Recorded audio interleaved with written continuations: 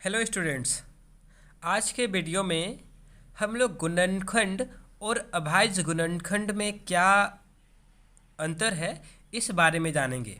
ठीक है, तो पहले इसको समझने का कोशिश करते हैं। एक क्या है गुणनखंड और दूसरा क्या है अभाज्य गुणनखंड। ठीक है, तो अगर हम लोग नाम को देखें तो नाम से हम लोग को क्या अंतर मिल रहा है दोनों गुणनखंड है, लेकिन एक में क्या लगा हुआ है अभाज्य लगा हुआ है। ठीक है, एक एक सिंपल गुणनखंड है और दूसरा क्या है अभाज्य गुणनखंड है। ठीक है, तो पहले समझते हैं गुणनखंड क्या है, फिर समझेंगे अभाज्य गुणनखंड क्या है। ठीक है, तो कोई भी संख्या या बहुपद दिया रहेगा।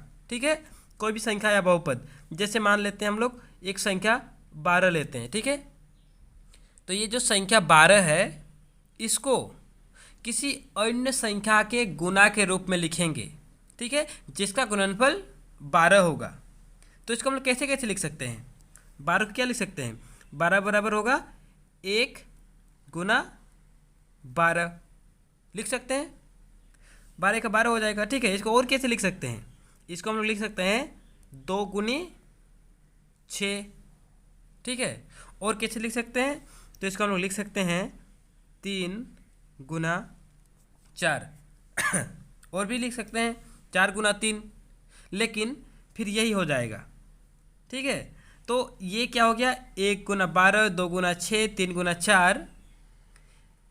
ये जो सारे संख्या हो गए, जैसे आपका हो गया 1 हो गया, 2 हो गया, 3 हो गया, 4 हो गया, 6 हो गया और कितना हो गया, और ये 12, ये सब 12 के गुणनखंड हो गए। ठीक है, मतलब वो किसी संख्या का गुणनखंड क्या रहेगा, जब किसी अन्य संख्या का गुना के रूप में उसको लिखेंगे तो उसको क्या बोलेंगे गुणनखंड। ठीक है, तो 12 का गुणनखंड कौन कौन है, 1 2 3 4 6 और 12, ये गुणनखंड समझ में आ गया। ठीक है, मतलब जब कोई संख्या दिया रहेगा तो उस संख्या को किसी अन्य संख्या का गुना के रूप में लिखेंगे। तो अगर हम लोग को 12 का गुणनखंड जानना है तो हमको क्या करना है कि 12 को किस किस संख्या के गुना के रूप में लिख सकते हैं, वो हो जाएगा इसका गुणनखंड। ठीक है, और कहने का मतलब आप दूसरा तरीके से सोच सकते हैं कि 12 को किस किस संख्या से आप पूरा पूरा भाग दे सकते हैं। ठीक है, 12 को किस किस संख्या से आप पूरा पूरा भाग दे सकते हैं, वो क्या हो जाएगा 12 का गुणनखंड हो जाएगा। ठीक है, अब समझते हैं अभाज्य गुणनखंड, 12 का ही अभाज्य गुणनखंड समझते हैं। ठीक है, अभी इस साइड में 12 का हम लोग अभाज्य गुणनखंड समझते हैं। ठीक है, तो ये सिंपल गुणनखंड था और ये अभाज्य गुणनखंड है। तो अभाज्य गुणनखंड मतलब यहाँ पे अभाज्य गुणनखंड, गुणनखंड के आगे अभाज्य लगा हुआ है, मतलब क्या है कि 12 को अभाज्य संख्या के गुना के रूप में लिखना है।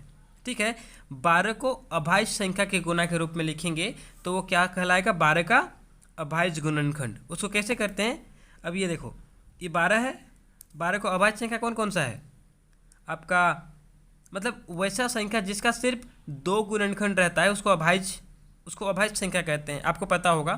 वैसी संख्या जिसका सिर्फ 2 गुणनखंड रहे उसको क्या बोलते हैं अभाज्य संख्या बोलते हैं। जैसे 2 क्या रहेगा, 2 का गुणनखंड क्या होगा, इसको हम 1 से पूरा पूरा भाग दे सकते हैं और 2 से दे सकते हैं, तो सिर्फ 2 गुणनखंड हो गया, तो ये क्या है अभाज्य संख्या है। जैसे 3 को हम लोग क्या होगा 1 से भाग दे सकते हैं पूरा पूरा, 3 से भाग दे सकते हैं पूरा पूरा। ठीक है, तो 3 का अभाज्य गुणनखंड क्या हो जाएगा, सॉरी 3 का गुणनखंड क्या हो जाएगा 1 और 3। तो वैसा संख्या जिसका सिर्फ 2 गुणनखंड होता है और वो 2 कौन कौन सा रहेगा, एक रहेगा और एक स्वयं रहेगा। ठीक है, तो वैसा संख्या जिसका सिर्फ 2 गुणनखंड रहता है, जिसमें एक जैसे पहला गुणनखंड 1 रहेगा और दूसरा क्या रहेगा स्वयं रहेगा, यानी कि जो संख्या है वही रहेगा। जैसे 3 का 1 और 3, 2 का 1 और 2, जैसे 5 का क्या होगा आपका 1 और 5। तो ऐसा संख्या को क्या बोलते हैं, ये 2 3 5 ये सब क्या हो गया, ये सब अभाज्य संख्या हो गया। ठीक है, तो उस प्रकार से 12 को जब हम लोग अभाज्य संख्या के गुना के रूप में लिखेंगे तो वो क्या कहलाएगा 12 का अभाज्य गुणनखंड। ठीक है, तो इसका अभाज्य गुणनखंड करते हैं, पहले 2 से इसको भाग देने की कोशिश करते हैं। 2 से कितना होगा 2 गुनी 2 6 12 हो जाएगा, तोड़ेंगे उसको, फिर ये 2 से जाएगा तो क्या करेंगे 2 3 6। ठीक है। अब 2 2 और 1 3 आया, तो हम लोग 12 को क्या लिख सकते हैं, 12 को क्या लिख सकते हैं हम लोग, 2 गुनी 3। ठीक है, ये 2 2 और 3 ये सभी क्या है, अभाज्य संख्या है।